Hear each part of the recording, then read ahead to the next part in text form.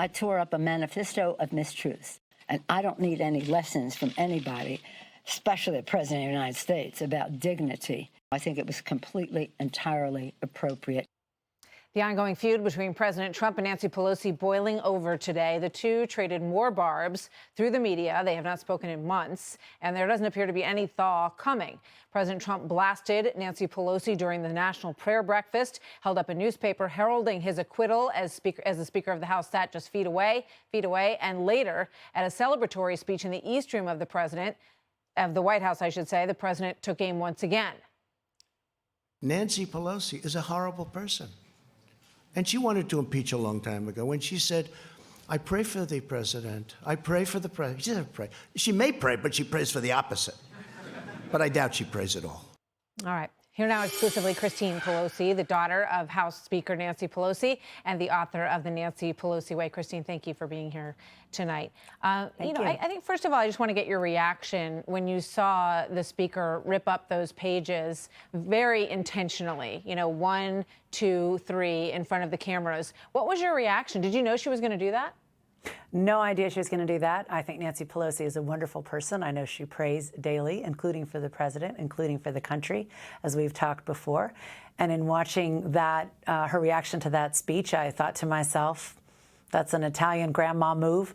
I saw my grandmother do that years ago in her kitchen when there was a guest who had been at my grandfather's house, very rude to him. She just simply picked up the person's plate without comment, went into the kitchen. We heard a little crashing sound.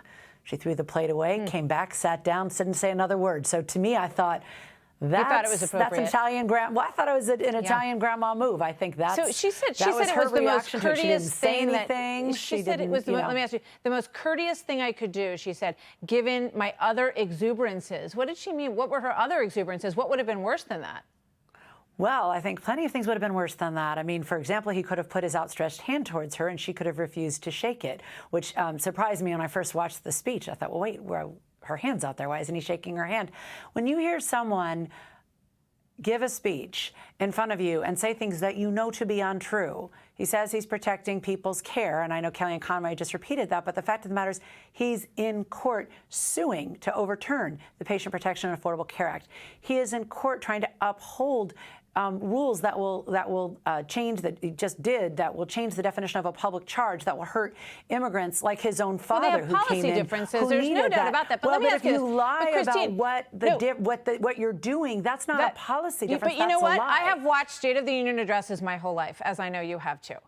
There are always presidents who stand up there and who talk about their policies. There are always people in the audience, including speakers of the House of the opposite party, who don't agree that they are saying what they see as the more effective policy. They have different views on the way to fix health care in this country. It doesn't mean that you rip up the speech. I mean, generally, my whole life, people have sat there respectfully and listened to each other. That's part of what happens at the State of the Union address. And frankly, I thought it was surprising. I mean, I was with a panel of people, Democrats, Republicans, and everybody, thought, wow, that was a surprising move. And that was one of the nicer words that was used for it.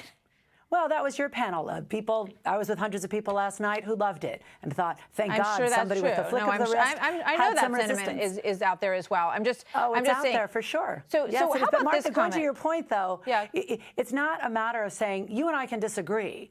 Right. We're both speaking the truth. It's a different thing. If I say there's a lawsuit to overturn the law, and at the same time I say I'm defending the law, I am lying. Yeah, but their argument is that the lawsuit to overturn the law is to allow a system that they think would be better to protect people and would provide better coverage in the end, because they think that law is not effective so far in doing so. So that, to me, is a policy difference. It's yes, we're trying to do this because we want to overturn that, and that's a policy difference. I don't see it as lies, but maybe we just have a different way of listening to both sides here. I just want to play this other soundbite here from the speaker about thinking that the president was sedated. Watch this. It was also an act of kindness because he looked to me like he was a little sedated. He looked that way last year, too. But he didn't want to shake hands. That was that. That meant nothing to me. It had nothing to do with my tearing up. So, I mean, I'm just curious what your take is on that. When I heard that, I thought, well, I think she thought there's he two was things. Yeah, drugged going or back to what something? no, I think I actually thought he had a cold this morning. I didn't know what that remark was. Maybe he had a cold last night too. I actually thought he sounded like he had a cold this morning. But in any event, I think there's two things. One is, I thought you were going to play the part where he said all the things that he said about Mitt Romney's faith, which I thought was bizarre, because I remember in 2012, Mitt Romney talking about his faith quite a lot at the Republican convention. So I don't think it was new, and I don't think it was a crutch. Yeah. Again, well, going I think a back lot of people thought that a lot of that back and forth was over the line.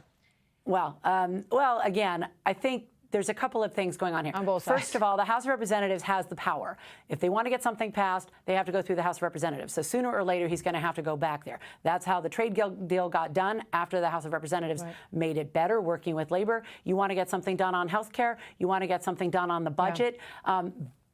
He will eventually have to go back to the House of Representatives to make something Absolutely happen. True. So we will wait to see what those dynamics are then. But it's important to note that when the budget comes out, the numbers don't lie.